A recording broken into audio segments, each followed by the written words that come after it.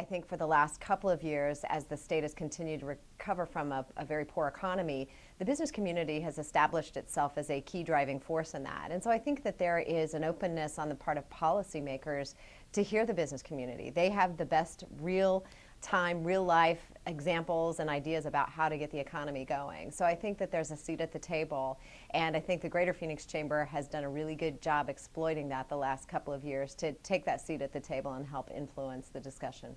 I think that you will see an effort to make sure that the legislature doesn't go crazy trying to fund new programs, but continues to take responsibility for paying for things that we really had to put on the back burner in the last few years.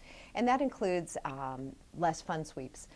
The legislature and the state are now in a better position in terms of revenues to where having to go raid programs that have been funded by the business community and the private sector shouldn't be on the table. And I think that'll be a priority one, is to make sure that we're living within our fiscal means. And I think the business community will continue to influence the legislature that way, that we want to fund the programs we have, restore some of those programs and their funding, and continue with a very conservative and fiscally responsible approach. I think education is going to continue to be a priority for the business community, and as it should.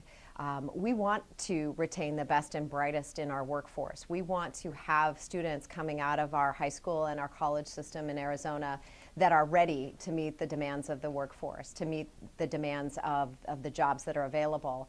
And so we have a vested interest in the outcomes there. So I think whether it's continued support for appropriate funding for education, support for the Arizona College and Career Ready standards to make sure that our students are ready for the next career path in their life. Those are things that the Chamber should have an active role in and will have an active role in influencing. The Greater Phoenix Chamber of Commerce has one of the best, if I do say so myself, established programs for advocating for a pro-business agenda.